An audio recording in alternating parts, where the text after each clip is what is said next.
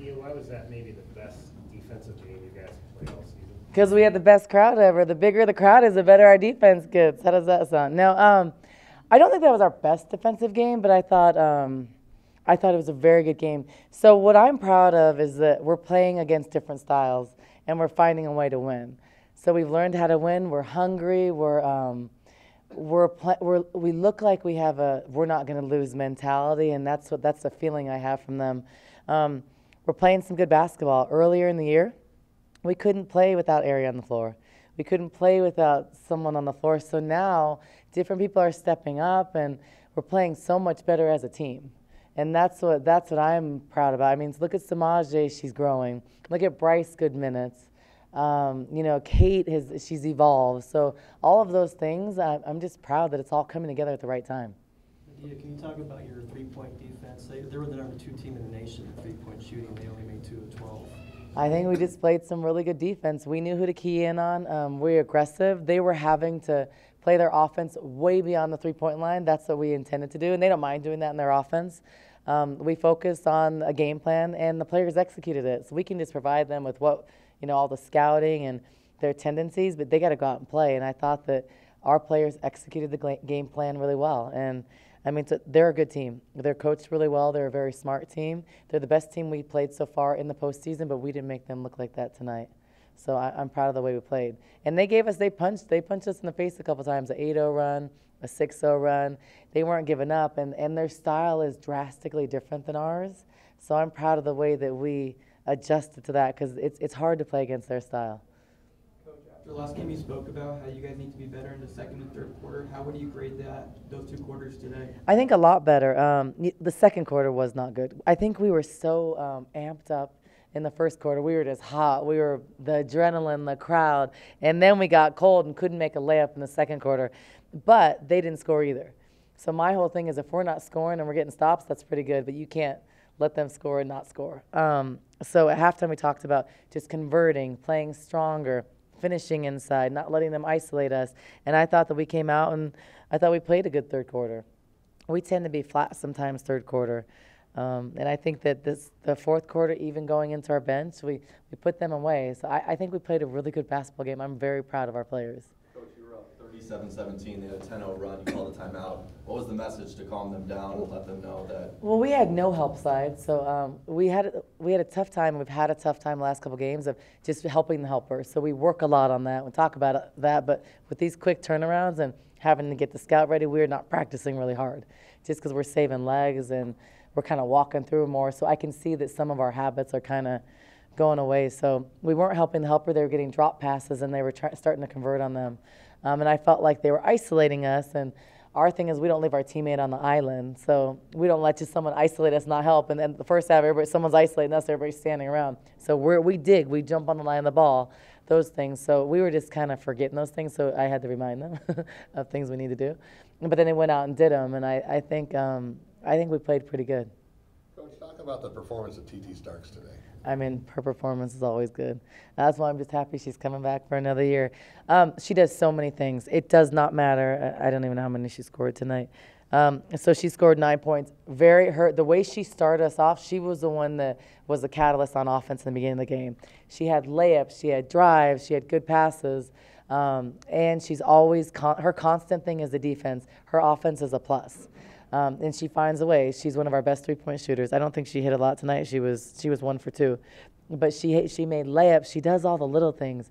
She's one of our smartest players. I know what I'm going to get from her every night. And she's extremely valuable to what we do.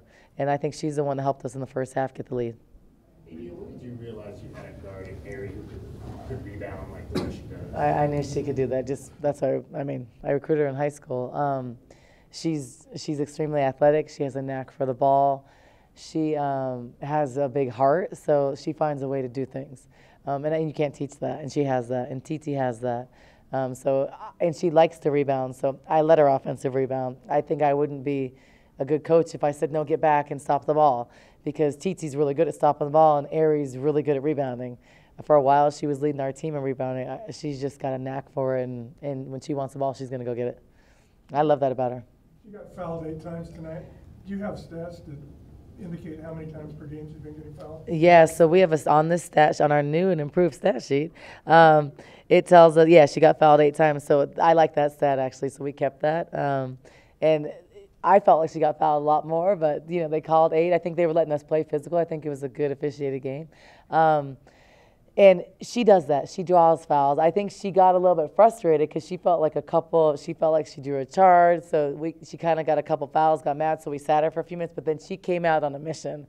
She came out and was going to score, and that's what she does. So, Aries she's a really hard matchup. They were playing a box and one on her. They were sending five back to stop her in transition. So they were throwing the whole kitchen sink at her. So I'm glad that we were still able to execute. Coach Barnes, if you were to compare this to the best, most energetic crowd that you had when you were a player, how much more magnifying was it today with the energy you felt on the court? This was better. It was better. It's been a while since I played, so it's hard to remember. But this is better. I think numbers-wise, it's better. And it felt like how a men's basketball game feels here. And I thought it would take a long time to get there. And I think I'm so proud and so grateful. I love the city. I love these fans. And I love the fact that they're coming out to support us. We're in the WNIT. We're not in the tournament. We're in the WNIT, and it's awesome. But they're coming out. A quick turnaround. We have 7,700 people here, almost 8,000 people. And this isn't ticket giveaways. This is people buying. We had 5,000 people buying online. We're probably overloading our online system. But it's awesome. It's awesome for the city. It's tremendous momentum for us for next year. It's helping us win games. It's a huge home court advantage in the postseason. All these things are really important, and it matters. It is a big difference playing in front of 2,000 people and playing in front of 8. The crowd, you hear yelling. It is hard for other teams to come here, and that's just awesome. To come out and our players play a little bit harder, it ignites you. You feed off of it. It's the best. This is the best environment that I've ever seen, at Arizona. You played for 4 years and Yeah. you coached 3 years. And I remember when you played. Is it now feeling like finally this is happening now after 7 years like that? Yeah, I think, I feel like, I don't feel like we're exactly where we need to be, but we are moving in the right direction, and this can cause an avalanche. So this can be the start of something really special. It helps us in recruiting. It helps us because Katie's getting some super valuable postseason minutes. Aries getting this postseason, it's one and done, so there's a little bit more pressure for each player. So they are getting a lot of experience that is going to help us in the future. And I think that the Pac-12 being the best league in the country, it gave us, it prepared us for these moments. We played against some really good players. We played against some top teams in the country. We played against Oregon that's going to be in the Final Four, UCLA, all those teams. So I think it's made us better. It's helped us grow. So then we play other teams. We're having success. And, I'm just happy. And I think we're peaking at the right time. We're confident. I can't say enough about just the way we're playing, the way the city's been, and the way this environment. This is an incredible environment. I guarantee it's a better environment than any other team has had in the WNIT. So that says a lot about Tucson, and that says a lot about the support for women's basketball. You mentioned the recruiting side of it. Is this a time of year where you can have recruits in the building? Yes, so the fortunate thing, last year, we weren't as good, obviously. And I was like, oh, this is a great time for home visits. I did 20 home visits. And I was like, I can get ahead. They're playing the postseason. I'm going to people's homes. They helped us with recruiting. And then now, because I'm kind of selfish sometimes, now I'm like, who made this calendar? This is awful. We can't do home visits because right now we're not able to do home visits because we're playing. But it's a great problem to have. So now I'm going to vote against that because now hopefully we'll be playing in every time this year. That's what I anticipate. So, but right now, unfortunately, we can't do home visits, but it's a good problem to say, hey, we can't come in your home because we're winning in the NIT. So that's a problem I'll take anytime. Your players seem to be very loose and having a lot of fun. And as each game goes on, they're still the same. And yet, each game has a little bit more significance. So what are you doing? What are they doing that's helping them stay so loose? So we're not doing anything different. So I'm a firm believer, just as a player and as a head coach, you don't get too high or too low. You can't. if you want to be successful and sustain success. So you treat every game the same. You're prepared. Like, I make sure they're prepared the best way that we possibly can as a coaching staff. And they just go in and play. So it's no different. We don't talk about it being one and done. We just talk about going out and winning. And we talk about games within a game. So we call them wars. So they're 5-minute wars. So we're trying to win one war at a time. So we're trying to win that 5 minutes till that media, and we're looking at the score in that war. And then when the second war is 0-0, we're trying to win that war. So they tell me every 5 minutes if we won the war. So it's a game within a game, and then for the big picture. Halftime it's 0-0. Our next war is at first 5 minutes of the third quarter. So I think it just narrows the focus for a player, and it helps us just keep our eyes on that. We don't look at the score as much.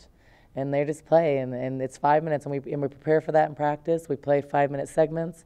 So it's consistent, and I hope that it works well. Sean used that term, Yeah. 4-minute war before. Well- Is that a term you've always kind of... Well, and I think that, so probably similarities, because one of my first bosses was Kevin McGuff, who was best friends with Sean, and they both worked together at Xavier, and I loved that concept, and that's who I got it from. So Kevin McGuff and Mike Neighbors, and I loved it. Before it was a 4-minute war, then it changed with our media timeouts, so now it's 5-minute wars. And I think for a player, it narrows your focus. You think about that little segment. You're not looking at the big picture. You're not trying to come back from a 20-point deficit. You're trying to get stops and scores and win the war. So I think it's a really great strategy, and I learned it from some good coaches. So. Coach, what do you know about TCU? Not a whole lot, because we have scenarios, so we've split scouts, and someone's working on that, someone was working on the other. But we try not to look too far ahead. So now it's celebrate for 5 minutes as a staff and on to work. The players can celebrate tonight, and then tomorrow different. I know they're physical, they're well coached, and we played them last year in a tournament. But we're much different than we were last year. They have a good versatile post player. They play a physical style. So I think it's going to be a really good game. I'm excited, and I'm very excited that we're playing at home. So it's much better for us. Did Ari say 10,000 out there? I think she said She's that. good. We're getting greedy now. I thought I was greedy with 7. I was like, 7, okay. Two-day turnaround. I know the ticket office was like, but then I've been working hard too, because I'm trying to. I was telling my husband, and he didn't think it was too funny. I thought it was hilarious, and he was like, "Adi, are you serious?" I'm like, dead serious. And then he's like, "I'm not doing that." I was like, "Yes, you are. I'm your boss, so I'm your boss at work." And then he's, I probably can't do that too many more times, because I probably won't stay married. But I was like, "It's not really a date, Salvo. It's just a dinner." I was like, "I'll give you the chaperone." And he's like, "That's not funny at all." I was like, "Actually, it's very funny." So no, I think it just ways to get people excited, and it's been kind of fun. We're giving away stuff, recognizing people. I think it's just getting the fans involved. I think it's been great. I'm very happy. Did somebody buy that day with Salvo? I don't even know. I don't think so, because they only had 10 minutes to do it. I couldn't keep it out there too long. Someone actually, the Pac-12 called Mary Murphy, called me about it. She's like, "Are you serious?" I was like, dead serious. And then someone else called me and asked to buy it, but it was going to be like $8,000. So it was a donor, a friend of mine, the Corbins. And then I told him, I was like, he already bought a lump sum of tickets. I said, "Just help us buy the golf cart." So he was like, "Deal," because I thought we were really doing good on tickets already. But we're doing that. I think we're going to do guest coach things. I think these are things that just entice people. It's exciting, something for them to feel a part of. I think it's a good thing. I don't mind if someone buys 1,000 tickets. I think he deserves something cool. I mean, it's tremendous support for our program. So I have no problem with letting someone be a guest coach that's going to invest in our program, because I don't mind investing in them for doing that. I think that's part of the relationship with the community, and I'm all for that. What did President Robbins have to say to you after the game? He's just great. I love that he's been at all these games. He's supportive. I mean, if you've ever seen his schedule, I've never seen a schedule like that. I've seen it on his phone. It is like every hour of the day is taken up with multiple dinners. It's like, I don't even know if he has one night with just one dinner. His schedule is, so every time he's here, I'm extremely appreciative, because he has to do so many things all the time. So for him to come out, like the last game, he flew in from the airport, took an earlier flight to come to the game. So that says a lot to me, and it's very meaningful. And Dave and his wife, and Erica and Susie, all the administrators, the whole ICA emails out, and I saw, the John Court, the gymnastics coach, the soccer coach, their teams are out, Sean's team. It's meaningful, and that's the kind of love we have in the department. It's a family, it's our athletic family, and that's the kind of support I'll give too. If someone's softballs, has a big run, like I'm going to go support it, and our team is going to do that too. I think that's an important part, and that's what makes Arizona unique and special. And that's one of the reasons why I came back here for stuff like that. To me, that stuff is very important. Any other questions? I hope to see all of you guys on Wednesday. Thanks, Gabe. Barry, what's it like to be in the zone you were in today and all your teammates setting you up for success as well as you setting them up for success with the team just hitting on all cylinders today? Yes, definitely. We took advantage. Like, coming to this game, like, Wyoming is a great team, and they have great players. But we knew that one of their weaknesses was defense, is guarding us 1-on-1. So we took advantage of that from the get-go. And just, I wouldn't have performed the way I did without my teammates. Like, them finding me, setting screens, and just pushing the ball out into me. So without them, I wouldn't be able to do what I'm doing. So You guys came ready to play today. You took an 11-0 run right off the bat. What was it about today's game that you just wanted to come out and you put it all out there? I think just because it's a blessing to keep playing right now. Everybody's not playing right now, and we have the opportunity to, so we don't want to, take this opportunity for granted. We want to come out and play our best basketball in these last few games that, we're able to play in this season, so why not start at the beginning of the game? It looked like this might have been one of your guys' better defensive games of the season. What was it about the way you guys were attacking on ball today that was successful? It's just been an emphasis like all year, pressure on ball handlers, getting up on 55, getting up. So just pressuring the ball has been an emphasis that we've made in our practices, and now we try to implement it in the game. So yeah. Harry, you kind of came out on a mission, like Coach said, after you got sat down with the 3 fouls. What was just going through your mind? You were chomping at the bit to get back in, I'm sure.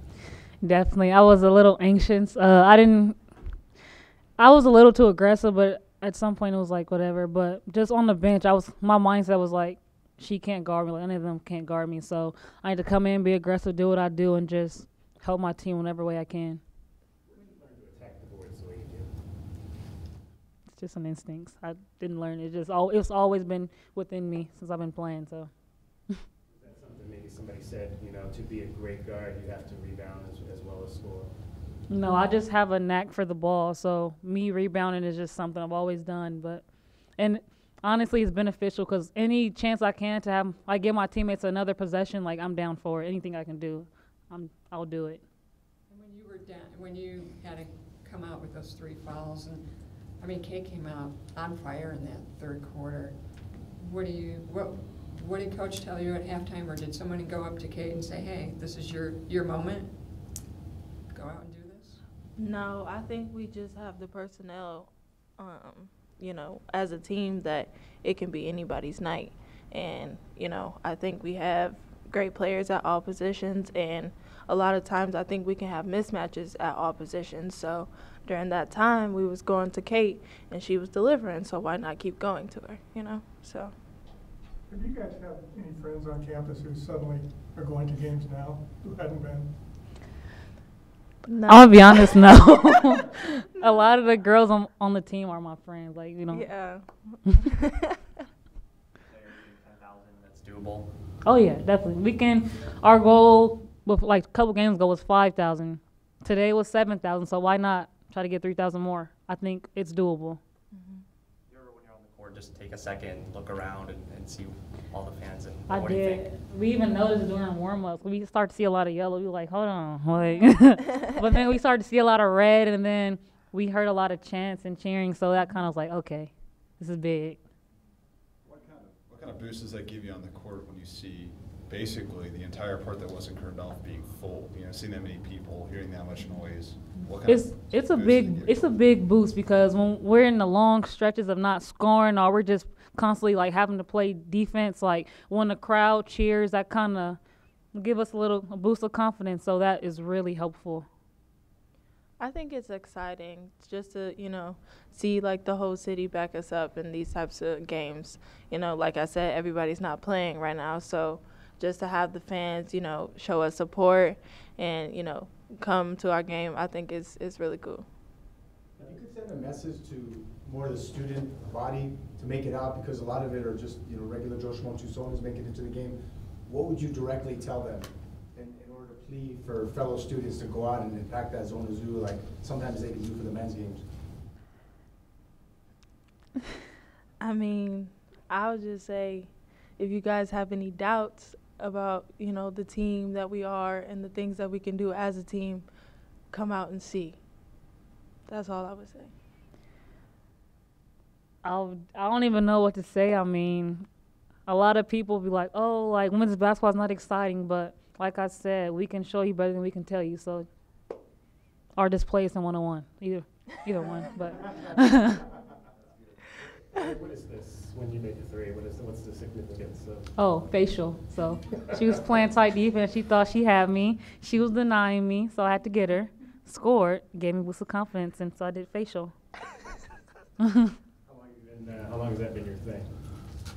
I haven't did it in a while, but she thought she had me when she was denying me, so I had to let her know. What's the experience compared to your year at Washington? It's kind of different. It's a little different. I'm in a different role. It's obviously a way different team, but we're learning as we're going, and I'm learning as a leader and as a team player. Like, you know, we got to do what we got to do, sacrificing. So it's definitely a fun experience, and it definitely will help us next year, definitely. As far as fan involvement, too, because that was at the end of their great run. How's the fan interest there compared to what it's now here at Arizona?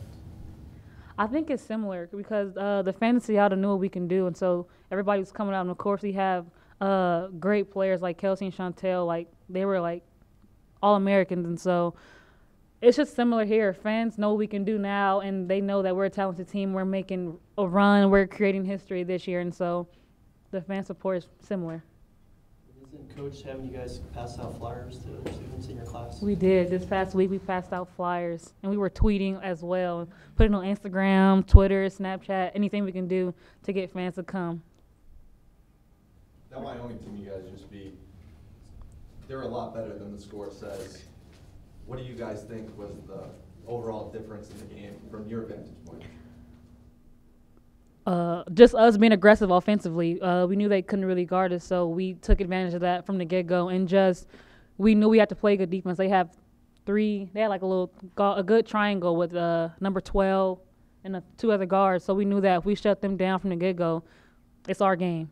And so I think that we did that, and just credits to my teammates. They played incredible defense. Dominique did a great job of rebounding, so we just keep rolling. Were the crowd that you guys played in front of this year at Oregon State and Oregon as loud as this one today? It's Yeah. tough. I think so. I think so. Yeah, it's tough. That was tough. Yeah. They were loud. That was a hostile environment. Yeah. They were loud. That Oregon game, They were yeah. loud. That Oregon game got really loud. Yeah. Any other questions? Is Sam Thomas the best shot blocker on the team? She got a pretty Hands good down. case, Yeah. doesn't she? Hands down. Yeah. She getting up there. Thank you. All right. Thank you.